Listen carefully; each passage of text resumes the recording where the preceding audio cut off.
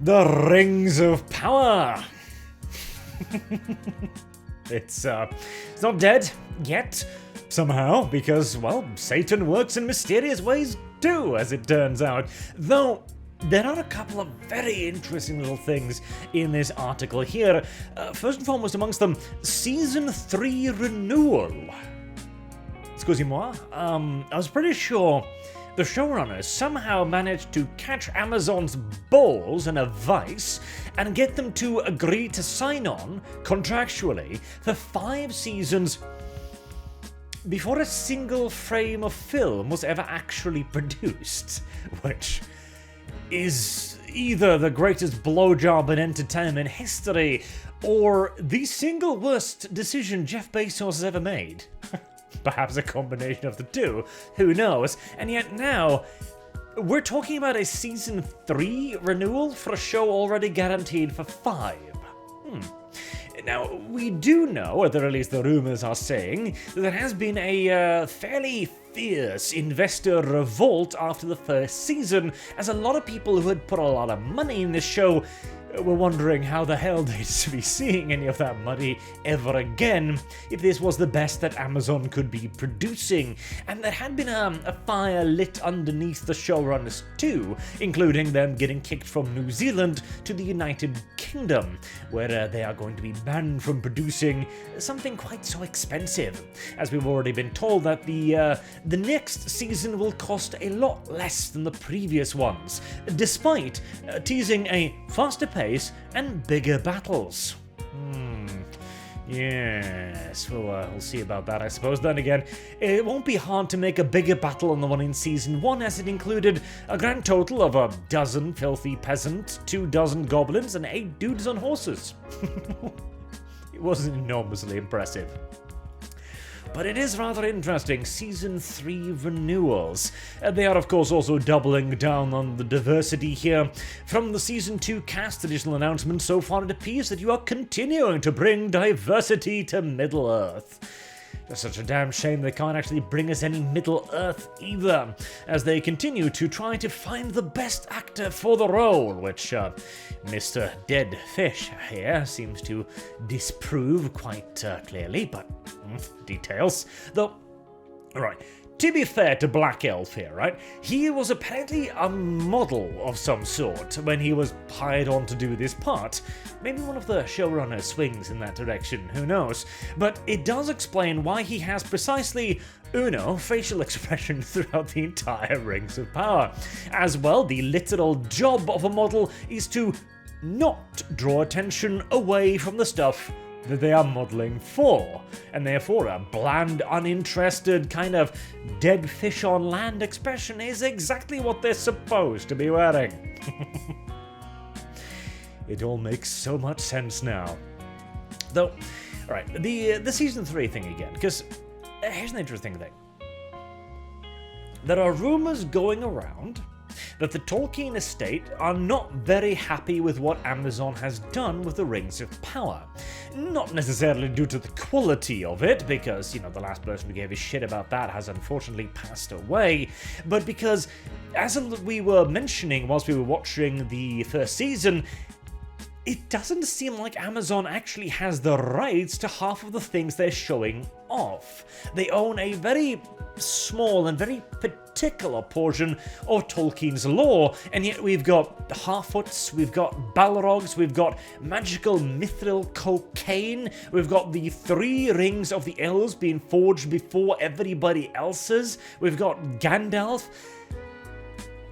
It kind of seems as if Amazon is putting in a lot more stuff than they actually own in the series.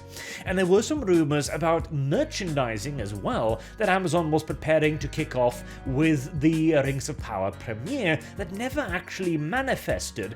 Perhaps, plausibly so, because the estate were like, hold on, you don't own this. You can't actually make this. And then some form of retaliation,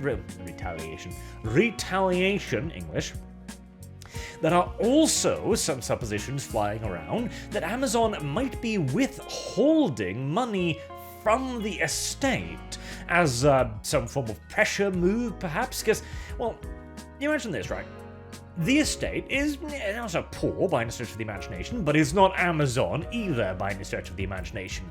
They could hire on a fairly significant legal team who probably would have a fairly good case, but Amazon can hire a far larger one and simply continue to bury them in paperwork for the next decade or so, and then appeal any decision that goes against them. So, strong-arming them, basically saying, well, you're gonna have to sue us unless you give us these rights and we'll play nice. Big corporations these days have certainly done scummier things for less, haven't they? This entire article also has a couple of other nifty little mentions as well, like the production being moved to the UK. Apparently, this was all planned, you see. The benefit of being in the UK is that we're going to be able to shoot in places that look very different from what we saw in Season 1. New Zealand, the visual identifier of The Rings of Power, or Lord of the Rings more correctly, due to Peter Jackson. I don't think it's a benefit to be able to shoot anywhere else, but hey, they did manage to somehow fuck up the visuals as well to the point that it didn't look like Middle-earth at all, so I guess it couldn't possibly get any worse, I suppose. There is also some mentions here about the economic effect of it. What was it? Ah yes, Prime Video, so the actual Amazon studio claim, says that the show broke records for most global viewers in its first day, which I can believe. I mean, it's literally the first piece of Lord of the Rings entertainment since, well, the movies, straight up. And overall, 120 million for minutes streamed, 24 billion, and sign-up worldwide during its launch window. Attracting younger viewers, record numbers of adults 18 to 34. 34 is younger viewers now. Oh, I mean, by the current year metric. And affluent audiences, 40% coming from households with incomes greater than $100,000. Now, that's incidentally the average income of the American household, so I don't know about affluent, but look, it's a weird data point to add in there. And what you notice too is this, it's all data points. It's all things like, hey, look at this, look at this, look at this. No mention of the longevity of the show. No mention of the total amount of viewers either. And most amusingly of all, they don't actually mention that they had a good income from it.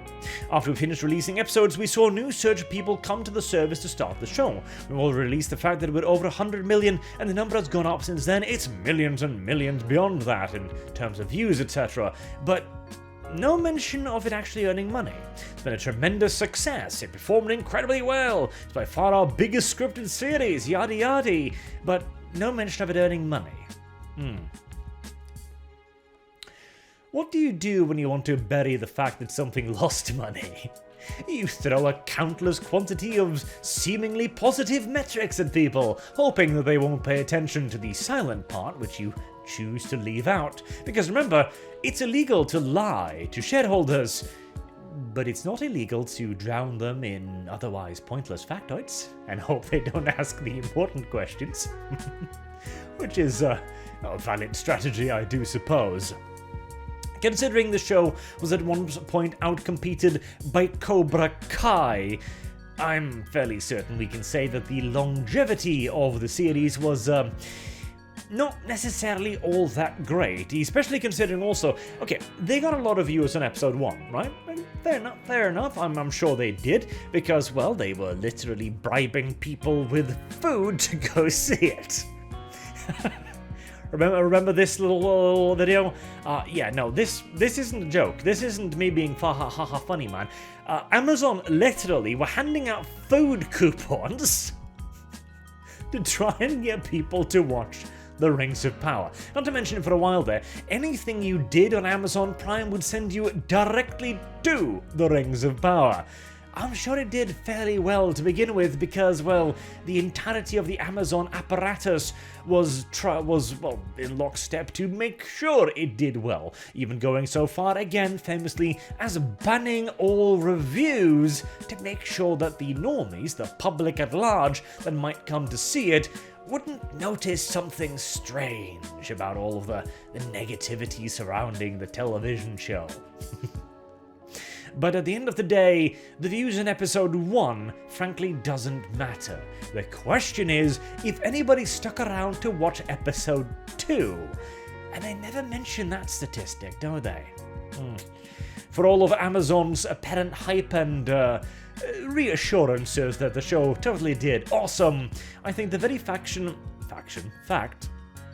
that we're suddenly talking English, my god, suddenly talking about a season 3 renewal for a show already greenlit for 5 pretty much tells the entire tale. Perhaps because they might not be able to make them because they don't own the rights to them. It would certainly redeem the Tolkien estate, in my eyes at least, if they somehow managed to put this abomination in the ground. Can but hope. Until next time, I've been Arch. Thank you all very much for watching, and I hope to see you all again soon, with more news, hopefully, of the Rings of Power's imminent demise. And you know what? I'll say this much positive for the Rings of Power.